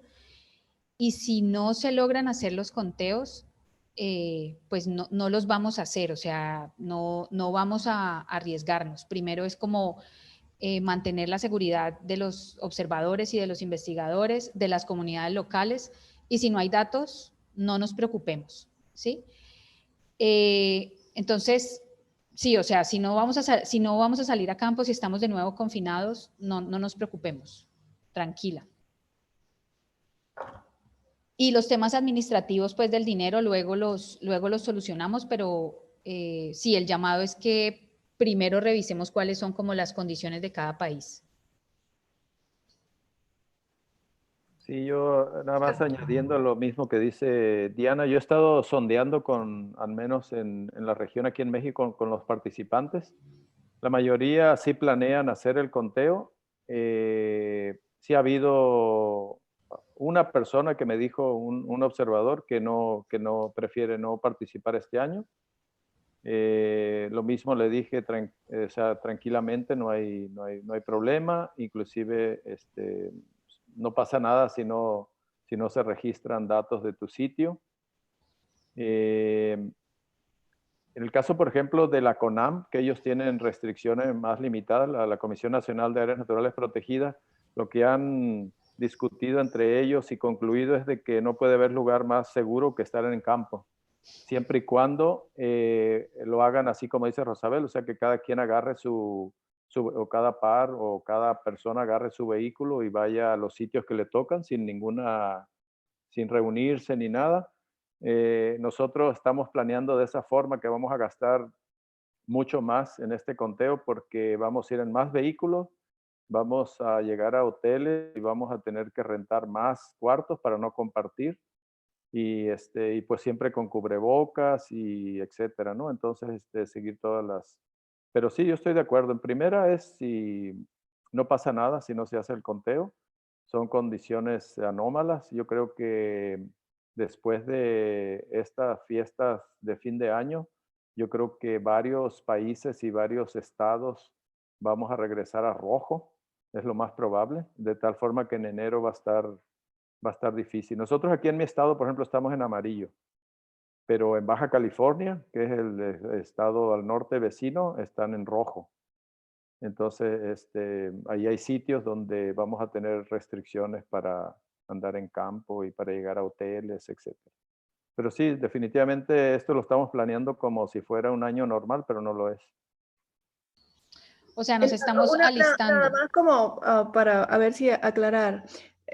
Yo, siempre y cuando nos dejen salir, yo creo que sí vamos a poder hacer el conteo, pero el tema es la cantidad de gente que vamos a poder. Nosotros, los voluntarios, nosotros ponemos los carros y los voluntarios vienen con nosotros. Entonces, ese es un apoyo que tenemos ahí, pero ahora no vamos a meter a nadie. En mi caso, yo no voy a llevar a nadie en mi carro. Entonces, eso limita la cantidad de personas que tú puedes tener en un conteo. Y mi mayor preocupación es el tema de llevar la data en cuanto a esto de los disturbios. Porque mientras estás concentrado tú contando tus pájaros, y que son un montón de pájaros por acá, tú necesitas como esa persona adicional que esté enfocada directamente a ver lo de los disturbios. Entonces, esa es mi mayor preocupación. ¿Qué tanto nosotros vamos a poder hacer, siempre y cuando podamos salir a hacer los conteos, qué tanto vamos a poder llenar toda esa data que se requiere cuando nuestro primer propósito va a estar muy enfocado en contar todos los pájaros que se vean? Entonces, ese es más mi preocupación va por ese lado de la hoja de disturbios, cómo poder llevarla en momentos en que vamos a estar limitados de la cantidad de gente que pueda participar. Pues una opción, Rosabel, sería pasar más tiempo en la unidad. O sea, una vez que termines el conteo, dedicar unos 20 minutos a registrar disturbio. Eso te llevaría más tiempo, pero con menor número de personas. No sé si es posible. Sí, no, sí, eso suena bien. Ok, gracias. Bien, buena pregunta. Óyeme, pero pues el mensaje final de todo esto es que cada uno de nosotros debe evaluar en qué condiciones va a salir, si tenemos que hacer menos sitios, pues se hacen menos sitios. Si tenemos que esperar hasta febrero, como dice Eduardo, a que el pico suba y el gobierno piense qué va a hacer después de Navidad, esperemos hasta febrero y pues se hacen los conteos en los 15 días de febrero. O sea, todos También. estamos en la misma situación de decidir casi que el día anterior o la semana anterior, pero yo creo que como que la consigna es a que estemos todos, digamos, seguros, a que no seamos contagiados ni focos de contagio. Y si no hay datos, chicos, no hay datos. No pasa nada. No pasa nada. Yo no sé si nosotros vamos a salir o no, pero claro, todos queremos ir a campo. Yo estoy que me voy para campo hace rato, pero ni modo, ni modo. Dice Salvadora si vamos a agregar el total de individuos observados. Esta pregunta no la entiendo. ¿En toda la unidad o los individuos observados perturbados?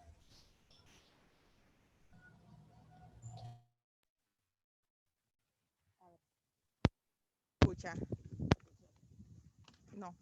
¿Sí?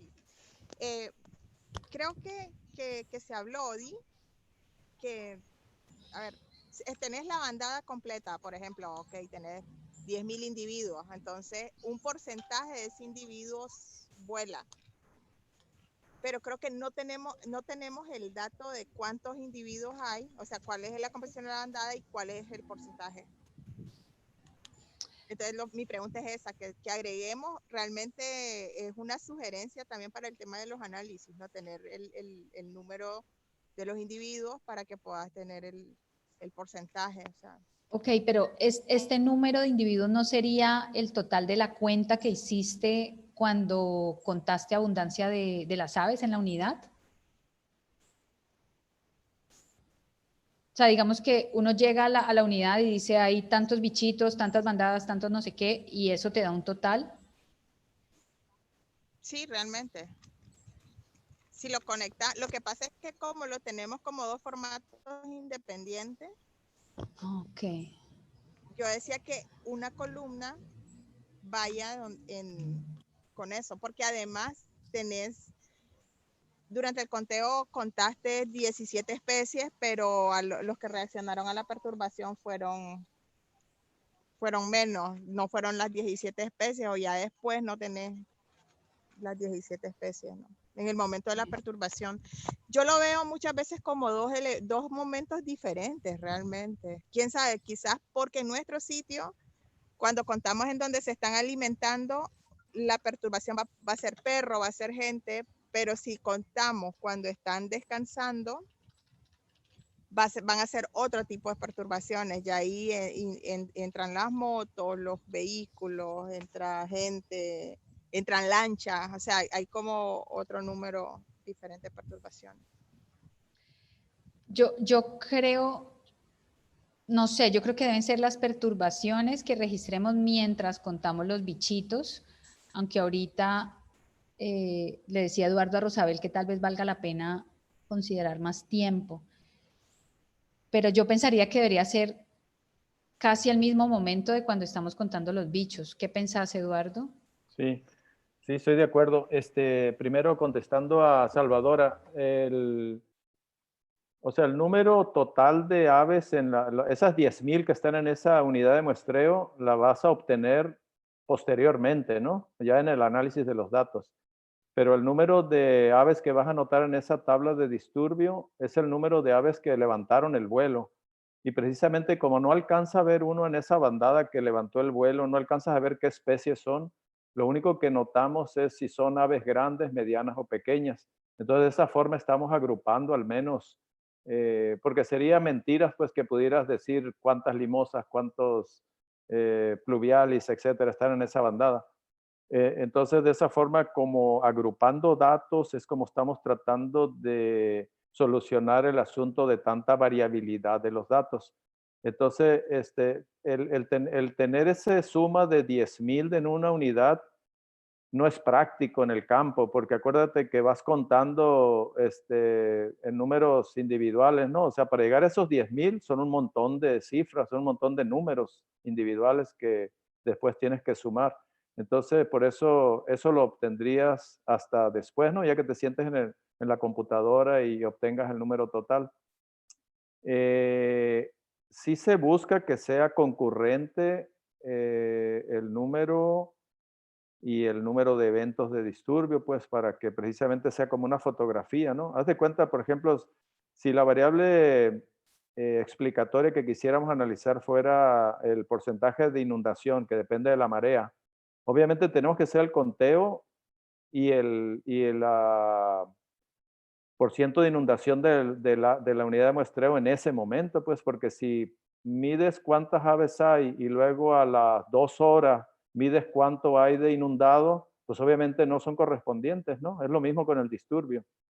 Entonces sí tienen que ocurrir esas dos mediciones de la variable explicatoria, que es el disturbio, y la variable de respuesta, que es el número de pájaros, deben de ocurrir la medición de ellas al mismo tiempo.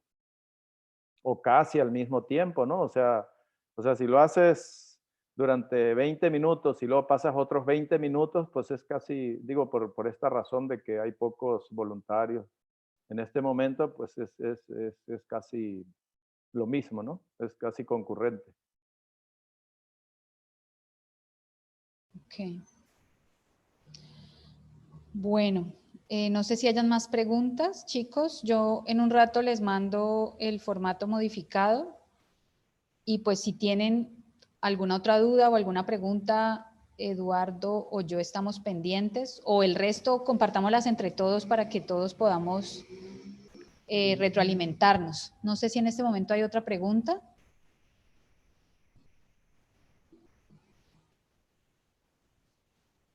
Sí, podemos seguir ya sea por correo electrónico o en el mismo WhatsApp. También podemos así más rápido, ¿no? De volada hacer alguna pregunta, alguna duda y responder ahí sin bien. tanto. Bien, usemos el WhatsApp que creo que es efectivo y pues nos va quedando ahí la memoria. Sí. Creo que cada país tiene 1 o 2 administradores en el WhatsApp, entonces siéntanse libres de incluir a quienes ustedes crean que debe estar allí. Tenemos una sesión el miércoles sobre estimaciones y conteos. Va a ser una sesión abierta, pero lo que pensábamos, lo que discutíamos con Salva es que no contar y estimar requiere como de pistas, de trucos, digo yo, entonces como que no valía la pena que solo una persona nos contara sus trucos, entonces por eso tenemos esta sesión multivoz para que muchos nos cuenten sus trucos y podamos como tener una suite, un abanico de posibilidades de cuando el truco de fulanito no nos funciona, uso el del otro compañero. Y tendríamos pendiente en enero, digamos que repasar el protocolo general de MSP para que todos también estemos como pendientes. Yo creo que lo podemos hacer la semana anterior al 15 de enero y así todos vamos a saber más o menos cómo van las cosas en cada país. Y bueno, creo que eso es como lo que nos queda pendiente y pues más o menos en esa misma época de enero estaríamos haciendo los giros para los conteos. No sé si alguien tenga otra idea, pregunta, comentario.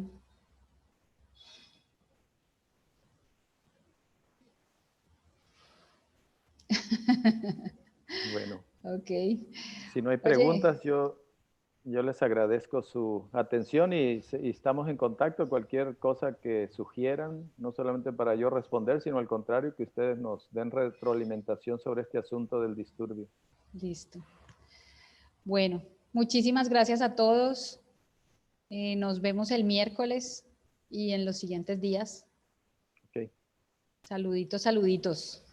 Gracias. Gracias a todos. Bye, Bueno, bye. Nos vemos el miércoles. Chao, chao. Acá en Colombia ya vamos a almorzar. Ya casi es hora. Ya. Chao. Bye. Bye, gracias a todos. Chao. Chao. Bye, Diana. Chao, gracias, Eduardo. Chao, gracias. Chao. Gracias a todos. Chao a todos. Chao, Matt.